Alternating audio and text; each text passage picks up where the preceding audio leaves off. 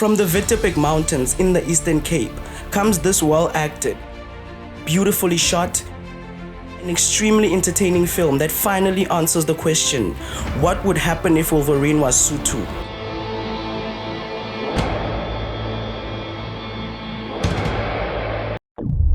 Five Fingers for Marseille. Welcome to Marseille, a fictional town that is plagued by its history with colonization and racism. Paris, Roma, Barcelona, le Marseilles. Has corrupt police, corrupt politicians,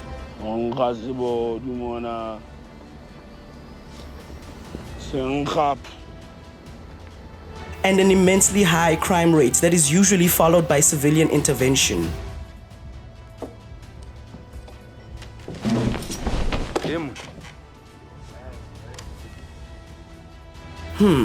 I wonder why that sounds so familiar. Watch multiple people fight for the soul of their childhood home.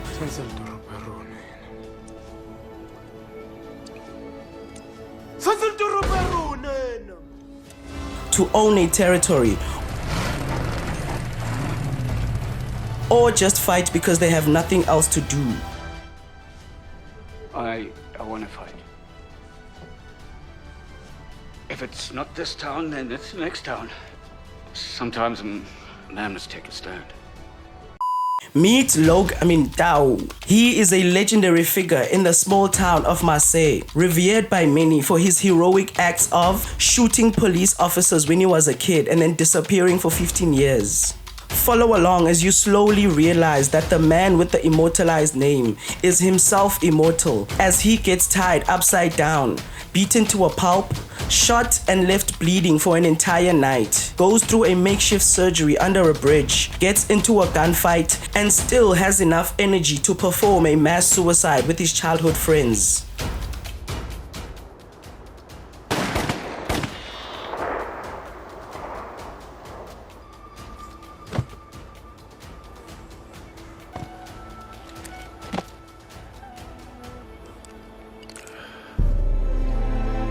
On the other side of the battle is Sepoko. One of the most menacing villains on South African screens since Maleven. Then you see I want money. If I've got a child there, you're saying you would hurt the child to find out the information? Took the child, I put it in oven. I make oven on. A cartoonish but terrifying figure that has the town's police shaking in their boots.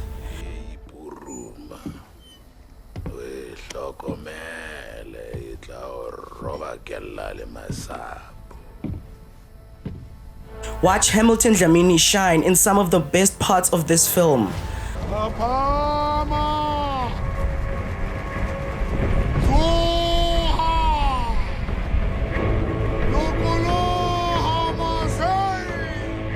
An actor so good you barely notice the endless barrage of monologues he throws at you.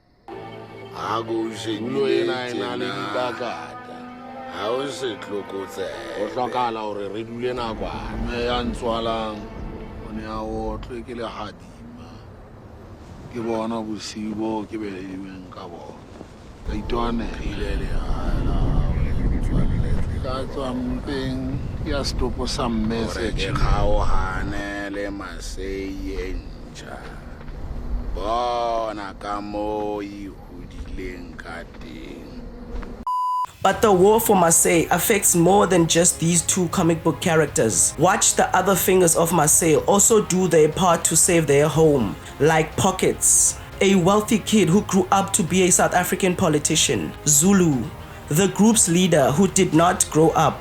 Luyanda, the cockroach, doing his best De Niro impression.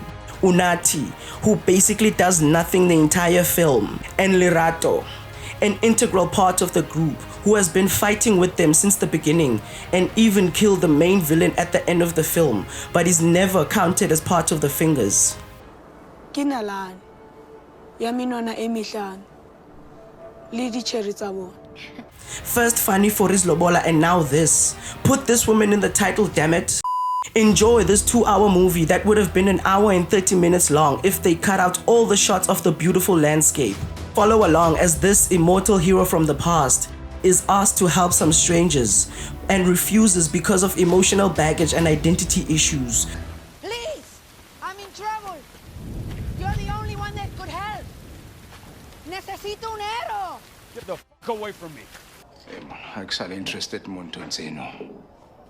You fought police before, I know. You fight bad men. Hey, I'm Batman. We shake it mona.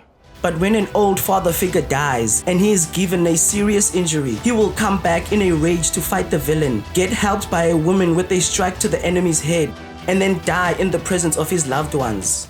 See? I told you. Starring a national treasure. Oh shit, I'm about to die face. This shot from Tsotsi. This shot from Tsotsi. And this shot from Tsotsi. A Western in Southern Africa in the Eastern Cape. Do you like short films? I don't. Would you like to support South African filmmakers? Specifically me? Then please go watch Inyawu's Notaka Madid Feet on SAP. What is that supposed to mean? Click the link in the description below and for only 49 Rand you can watch 4 films made by filmmakers from Mzansi and finally get the chance to tell me what you think of my films.